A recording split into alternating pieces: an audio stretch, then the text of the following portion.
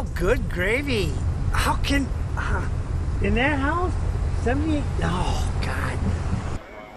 People in a Muskegon County neighborhood are reacting tonight after authorities removed nearly 80 dogs from what police describe as deplorable conditions inside a Norton Shores home.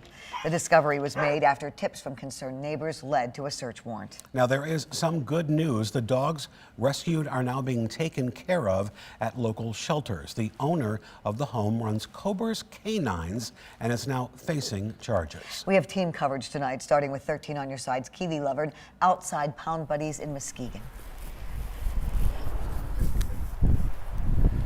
And good evening to you guys. We'll have a little bit more details from our Nate Belt in just a couple minutes about the status of those dogs, how they're being taken care of. But first, we're going to start with a story from another Norton Shores woman who actually bought a puppy from Cober's Canines back in December, and she says that she wished she never had. So back in early December, around the 15th, Anna Hoffmeyer bought a small 10-week-old mixed breed puppy that she ended up naming Apollo. She said she bought the puppy from Cober for $425, but as soon as Apollo got home, Hoffmeyer says he was dirty, lethargic, wheezing, and sick. She called Cober and asked what was wrong, and she said the puppy had just been neutered at about 8 weeks old, so maybe it was effects of that. And she even came to Hoffmeyer's house to give Apollo medicine, but Hoffmeyer says she was a little concerned because Cober is not a licensed veterinarian, and she wasn't really sure if that medicine would work. In fact, later that night, she says Apollo is even more sick. Now, Hoffmeyer had only had Apollo for about 3 days before Cober took him back because the puppy was so ill. Thank you, God. Lisa, she's not going to give any more sick animals and break anybody's heart anymore. Don't get your dog from here. Don't get your dog from here. I said they are crooks. They will take your money and not give it back to you. Now, Hoffmeyer said when she met Lisa Cober to get Apollo, they only met at a local PetSmart. Again, at the PetSmart when she returned Apollo to Cober when the puppy was sick. She said that was kind of a red flag for her. Now, I will say earlier this evening, I did stop by the home where those 78 dogs were seized. There is a notice at the front door. There's a dumpster with a lot of dog food crates nearby, and I can tell you the smell was pretty potent even standing on the outside, and we will continue to bring you more details and continuing coverage. For now, I'm live in Muskegon. Keely Lovern, 13 on your side. Now, those dogs were taken to Pound Buddies in Muskegon County, some of them. Yeah, we want to continue our team coverage now with Nate Belt with that part of the story. Nate.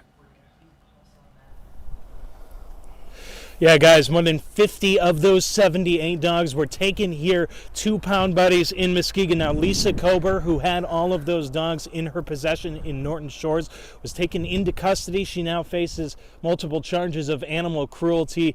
We learned today she was arraigned and she is being held on a $1,000 bond. Now, many of those dogs face a long road to recovery after illness and a lifetime without human socialization. They were just in every room and every nook and cranny. Lana Carson says she couldn't believe how many dogs were inside the home. It is sad to see the conditions that they're kept in. 78 in total in unsanitary conditions, many without access to food and water. She says taking care of that many animals is impossible for a single person. And 78 animals here, that's a full staff. We have 12 hours a day, and let me see, by the end of the day, 18 staff members that would care for that amount of animals. Carson and Pound Buddies received multiple complaints from people who had adopted dogs from Cober's Canines, which led to the search warrant by police. Several complaints that were coming in that were saying the same thing, very concerned about the health and the welfare of the animals. Carson says many of the dogs are sick, and taking care of them now requires lost time with the already maximum amount of dogs in their care. To isolate for the 2 to 3 week period that it requires, again, that adds to the labor and the challenge of where you're going to house these animals.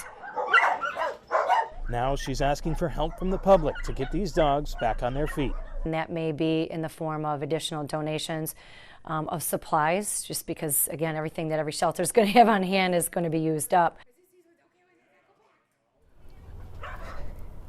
Now, I talked also today with the Muskegon Humane Society. They're currently housing 18 of those dogs. What they tell me is they urge anybody, if you have adopted a dog and you feel there are any red flags with potential dangerous conditions that this dog may have come to, report that to your local police department to help stop anything like this from happening again. Reporting live in Muskegon, Nate Belt, 13 on your side. Okay, Nate, thank you so much.